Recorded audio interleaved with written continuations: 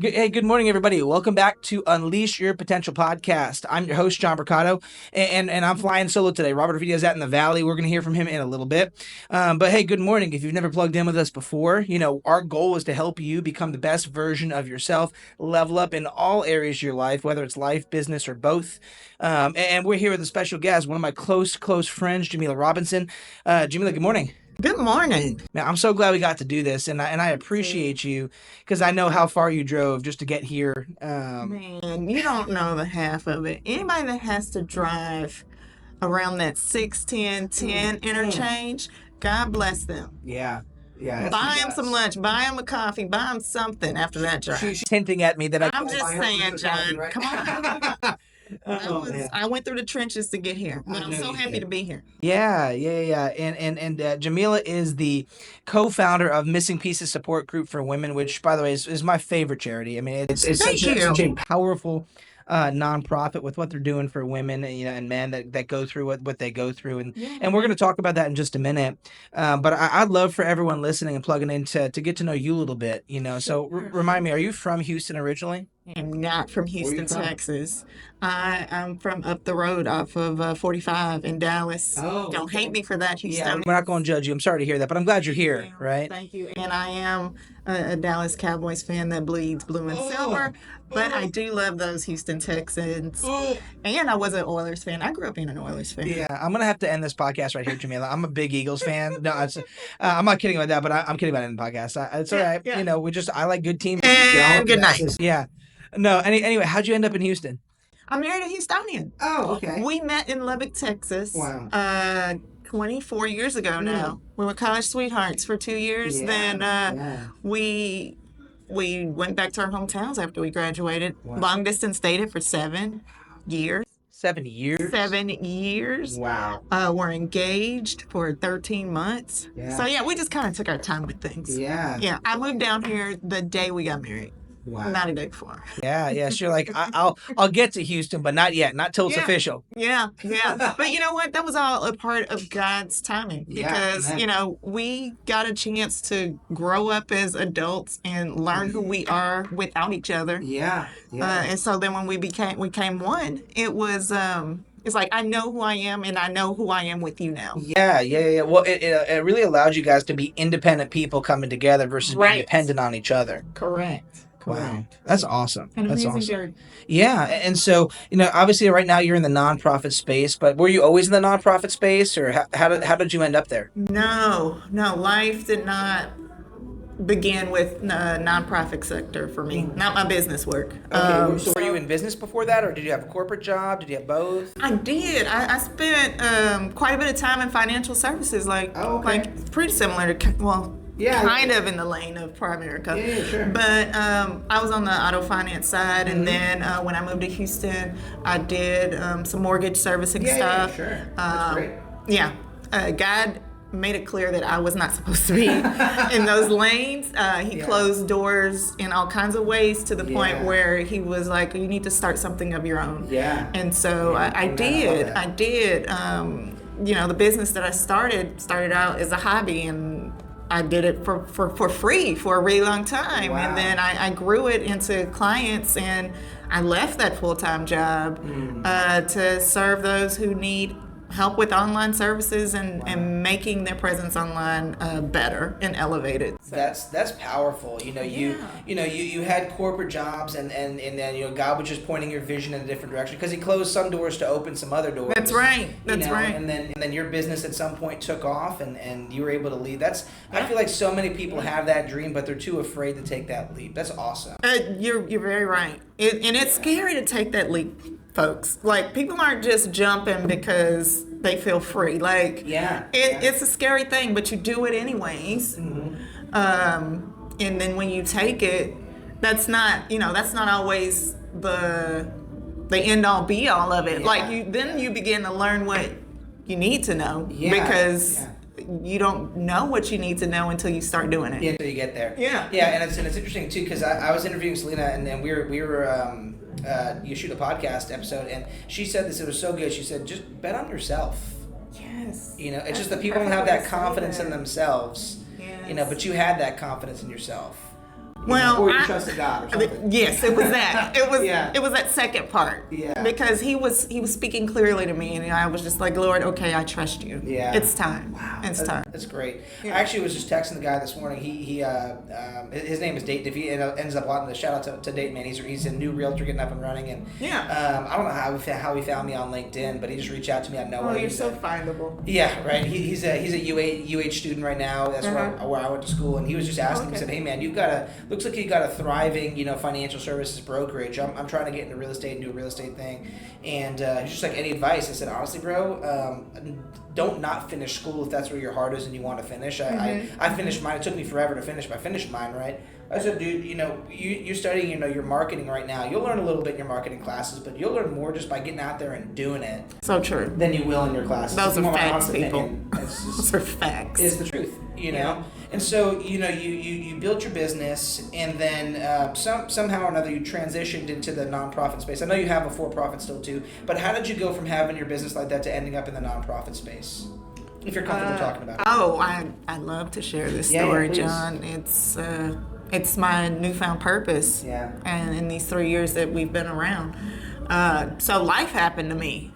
I married my husband in our 30s. Yeah. Had my first kid at 34.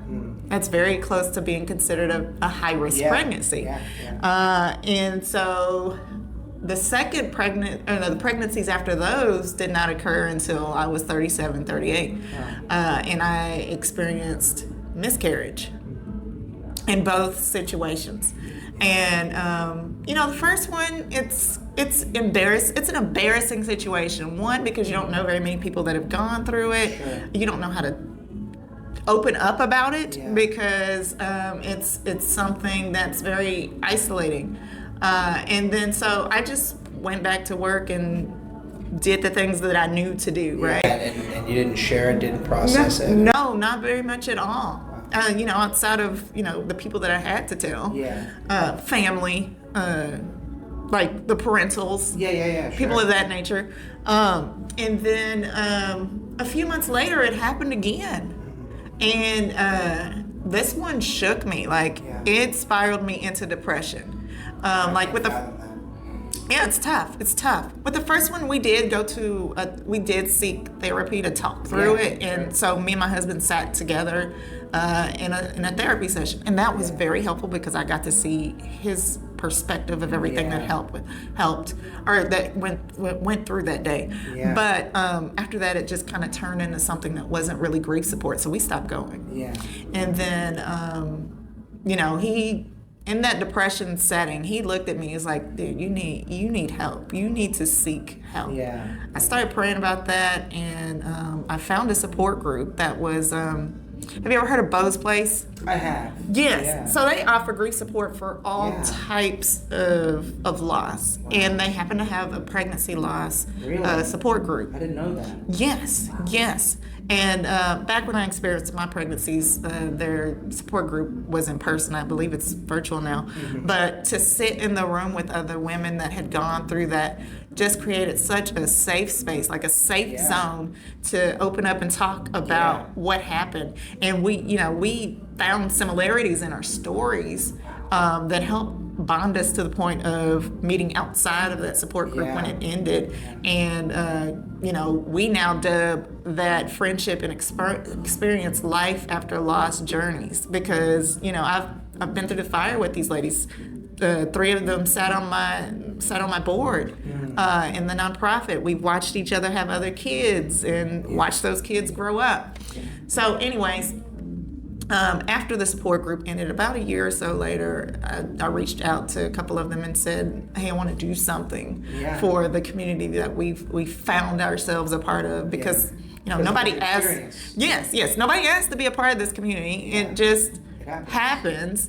And people need a way to freely deal with what happened to them. Yeah. And so, we started doing our research to try and figure out how to become a nonprofit. Mm-hmm. And so once we got all of that established, we were like, well, okay, how do we want to serve? So that's when we came up with our care package offering. Mm-hmm. And then God connected us with a trauma therapist that helped us come up with the curriculum that we created for our support group that was founded about a year ago. So, yeah, life happened. Yeah. And, you know, when life happens to you, it becomes a turning point about, well, am I going to do something to help others? Yeah.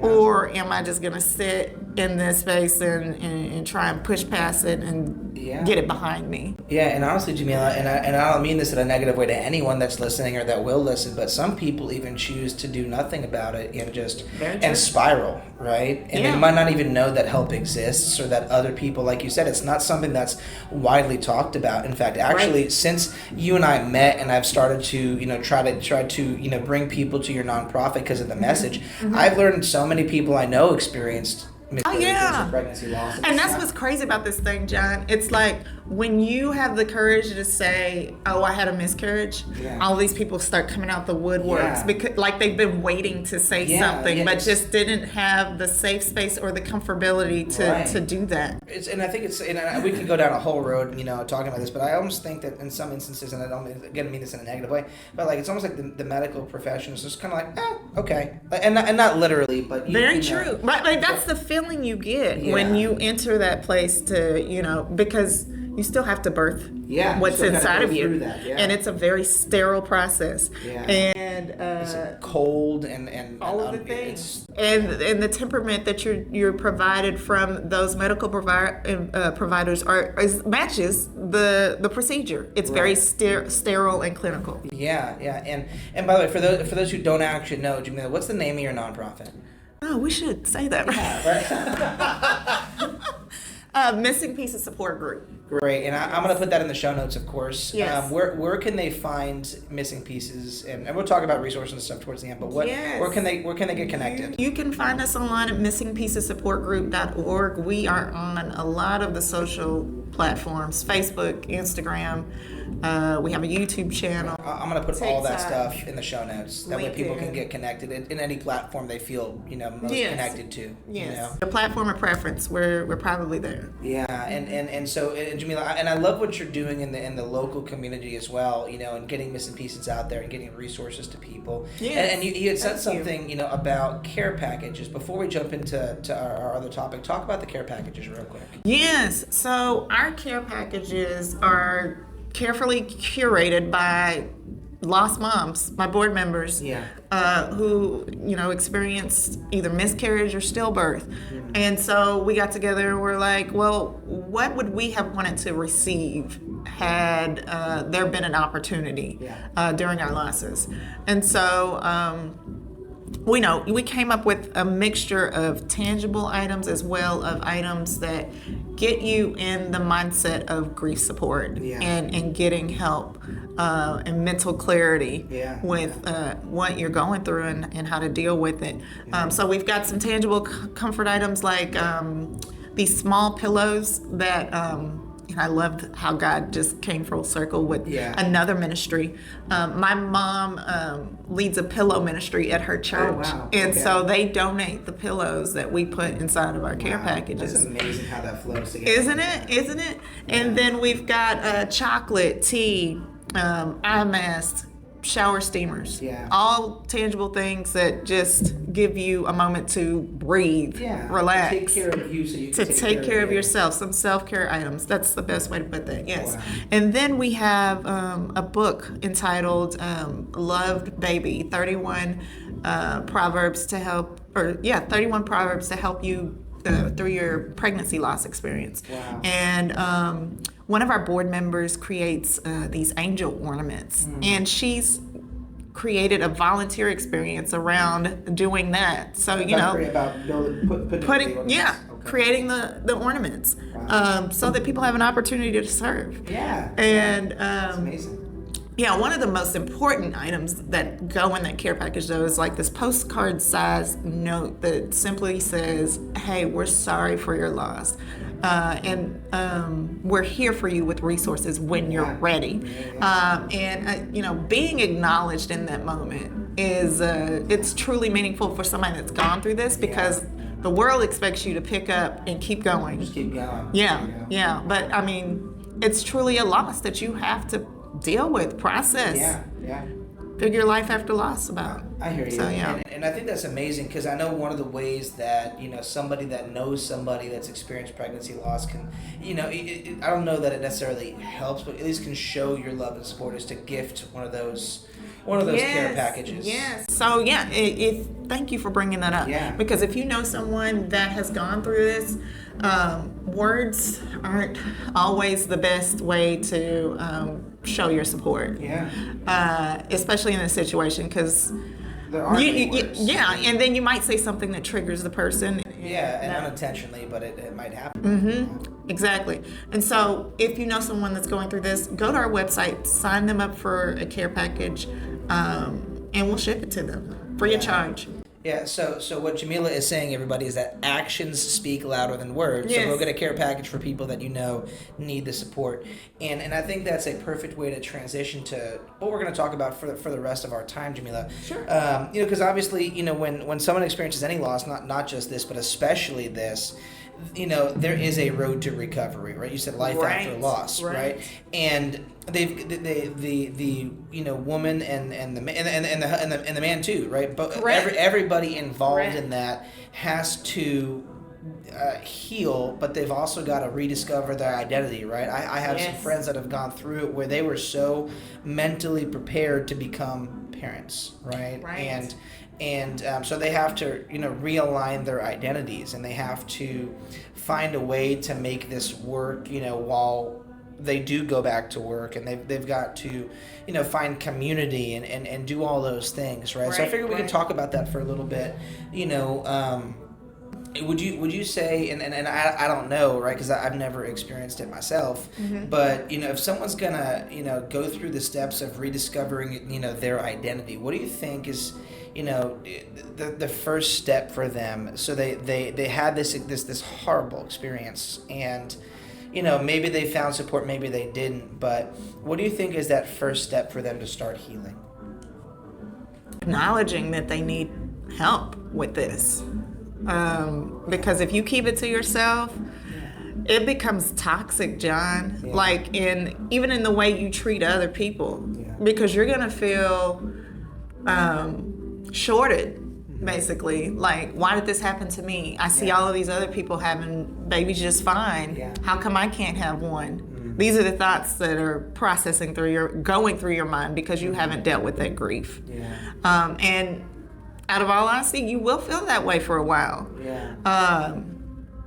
Until, you decide to make a change for your life.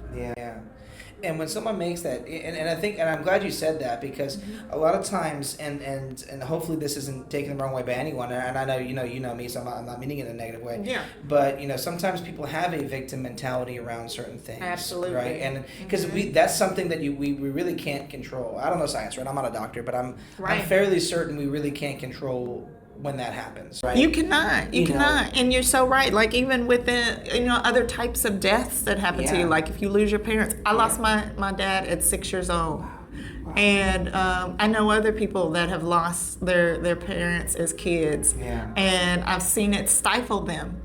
And their growth and what they choose to do, or, how they blame the world because, this happened to me 20 years ago. Right. It's all about mindset shift. And that's what it is. You choose, right? So first you have to acknowledge that it happened, and then you choose to do better, right? You choose to move in a forward direction versus letting it sit or even spiraling backwards, right? And that's huge, And when and hopefully it's not too personal for you, but when you did experience that for the first time, or even I think you said second time and beyond, when did you get to the point where you said, okay, I need to address this? Like, I need to... It was that second miscarriage where I found myself just laying in the bed, tears just flowing from my eyes.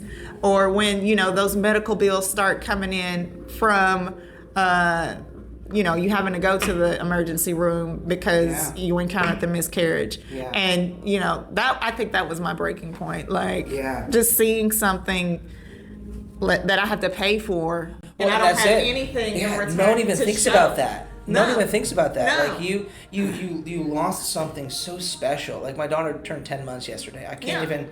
I'm gonna get emotional just thinking about what would happen if she wasn't here. Exactly. Right? And I'm sorry. It really, that's so heavy. That's what hit me. Yeah. And I didn't have anything. And then to you show get for this. and then you get billed afterwards, which I guess they did do what they were supposed to do, That's but then you still get billed after this. Yes. Like, yes. Whoa. Yes. It's like it's a constant reminder.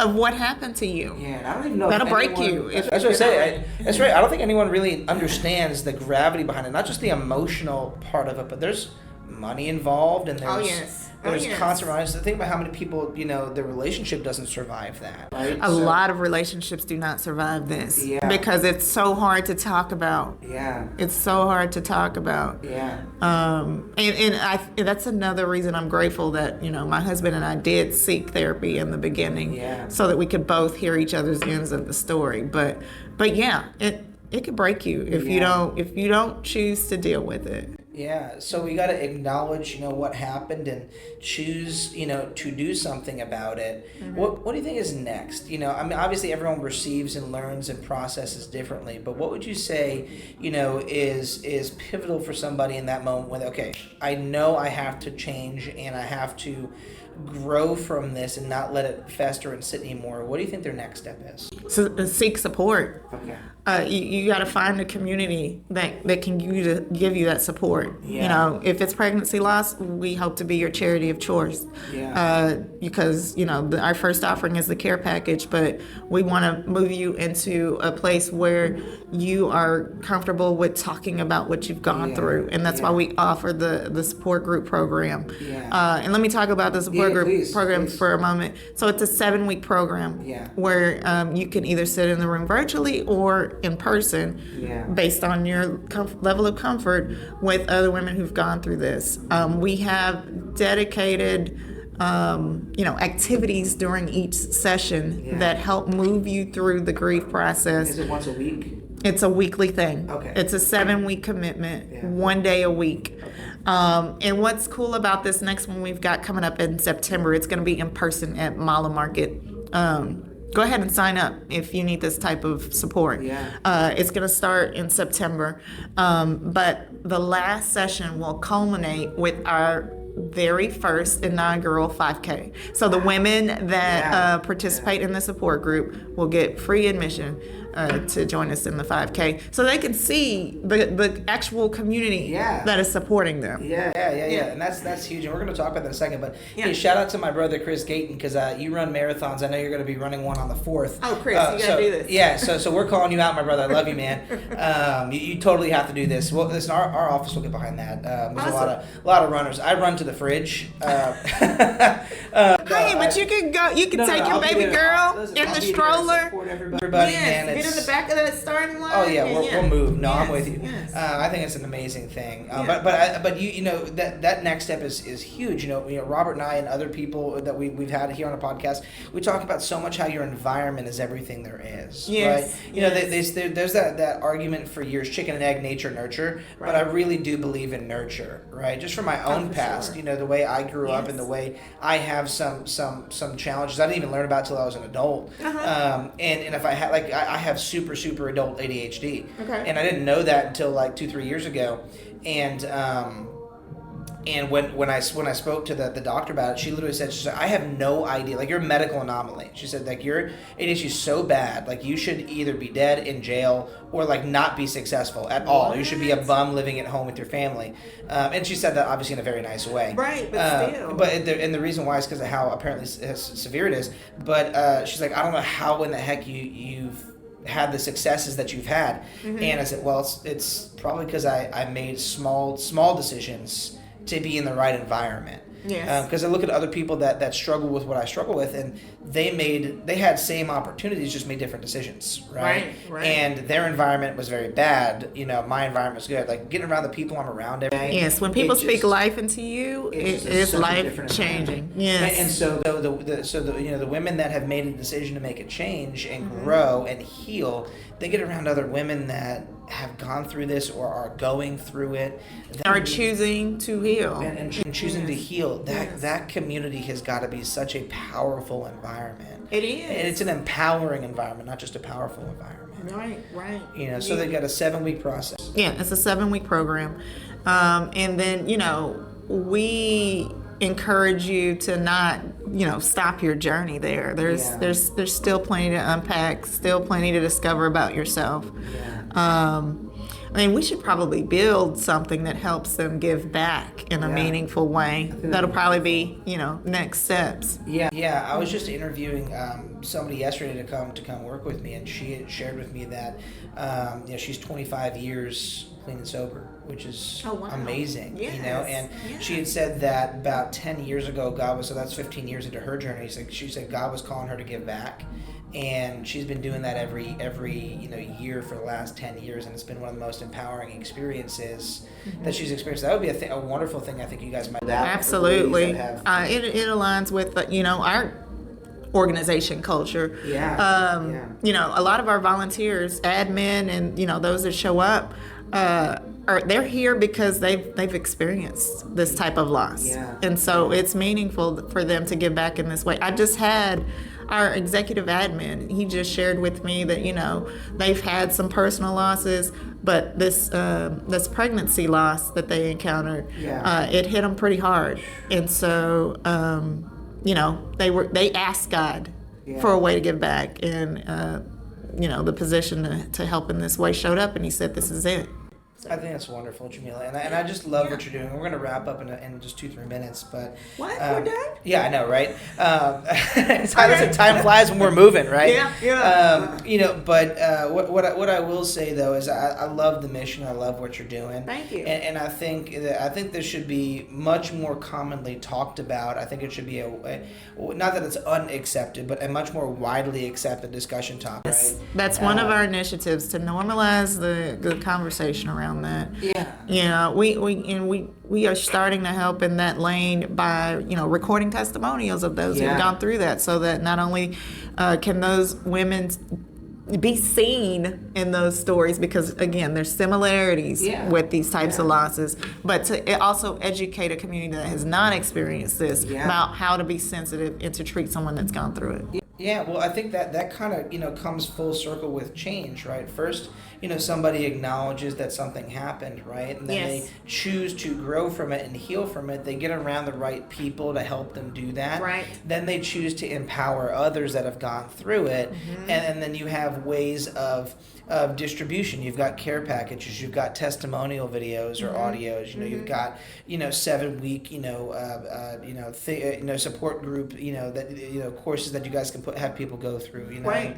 So that, I think that's just such a well thought out, you know, organization, well structured organization. Well, I think it's so well thought out that you thought of us talking about identity today, because this is what I found my identity in. Believe it or not, I did not have a voice prior to this pregnancy loss and us forming a nonprofit. I was very scared to talk about what I'd gone through. But then one day God put it to me like this: your story is not about you. That's right. It's about the people that are coming behind you with this issue. They need to hear so that they know that they're not alone, and that there are people that care about them and want to help them. Wow, Jamilah, I think that's such a powerful message, and I think it's the perfect message to end things with. Sure. And so I'm so grateful that you chose to hang out with us this morning. It is always the coolest deal to hang out with John Brucato, y'all. If you ever have an opportunity to do it, please hang out with him. I'm not begging for friends on his behalf, but no, he's just a cool guy. I appreciate that. I really do. And Jamilah, one more time, and again, I'm going to put it in the show notes, but if people want to get in contact with Missing Pieces, what's your website again? missingpiecessupportgroup.org. And if you're interested in signing up for our 5K, go to runsignup.com, and you can find us in that feed. Perfect. And you're going to text that to me so I can put that in the show notes as well. Make sure people know that. Absolutely. So, hey, as we wrap up, guys, thank you so much for plugging in to Unleash Your Potential. We have 2 new episodes coming out. By the time you hear this, they'll already be out. But don't forget to follow us on Instagram at Unleash Your Potential _podcast, on YouTube at Unleash Your Potential 2024. And you can find us anywhere else you could find me, guys. Houston and everyone else, we'll see you later. Bye.